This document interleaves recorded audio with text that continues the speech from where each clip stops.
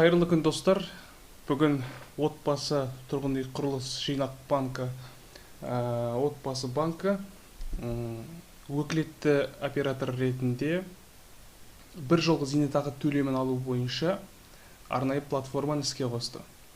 Арнайы платформаның сайты npf-отбасы.kz деп аталады. Бұл жерде сіздер зейнетақы жинағында қаражатыңызды алу бойынша өтініш бере аласыз. Осыған дейін түсіндіргендей, зейнетақы қорындағы қаражатты азаматтар тұрғын үй жағдайын жақсартуға, емделуге және инвестициялық компаниялардың басқаруына жұмсай алады.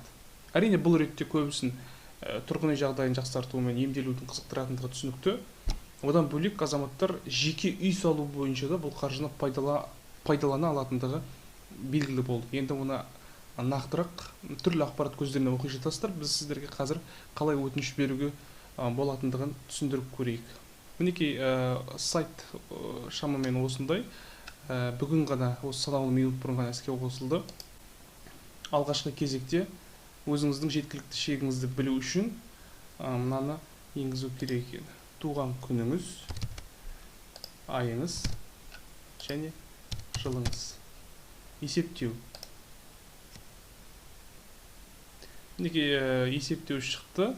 Сіз 28-де, сіздің жеткілікті шегіңіз мұнша сома деп.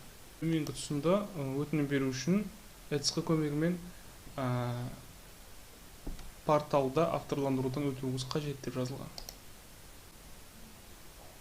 Мінекей мына бетте өзіңізге ыңғайлы тәсілдерді таңдайсыз.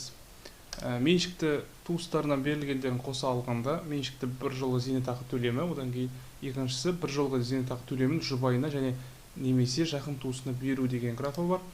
Одан кейін түрлі жолдар бар. Ипотекалық займ бойынша берешекті өтеу, ипотекасыз тұрғын үй сатып алу, тұрғын үй займын алу, ипотекалық тұрғын үй займын қаржыландыру, емдеу деген сияқты. Осының ішіне өзіңізге қажеттісін тағы таңдайсыз. Одан кейін төменге түсіп, соманы көрсетесіз. Мысалға қажетті сома 500 мың, немесе 1 миллион, немесе 2 миллион деген сияқты. Одан кейін жеке табыс салығын қалай ұстауға және аударуға болады. Бұл жерде де екі нұсқа бар. Оның біріншісі зейнет жасына жеткен кезде зейнетақы төлемдері кестесіне сәйкес ай сайын тең үлестермен бөлістіру. Екіншісі қазіргі уақытта зейнетақы жинақтарын төлеу кезінде бір рет толық көлемде өтеу. Өзіңізге ыңғайлы нұсқаны тағы таңдайсыз. Одан кейін қол қою қажет. Мінекей сіздің өтініштеріңіз барлығы тұр. Дербес деректерді жинауға және өңдеуге келісім бергендігіңіз. Мінекей шарттың өтініштің нұсқасы. Одан әрі қарай ЭЦК кілті арқылы қол қоясыз. Тағы да еске сала кетейік. Қол қою кезінде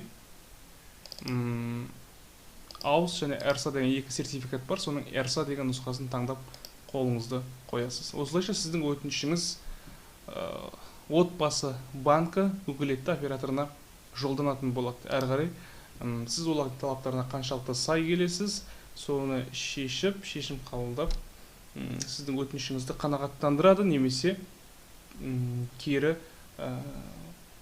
жауап келуі мүмкін, яғни талапқа сай келмейсіз деген сияқты. Әрине оның барлығы мемлекеттік заң шеңберінде шешімін табады. Құрметті достар, рахмет осы видеоны қарағандарыңызға. Алдағы уақытта менің каналымдың тұрақты көрермендері болыңыздар, жазылыңыздар, лайк басыңыздар, пікір қалдырыңыздар. Сіздерден қолдау күтеміз.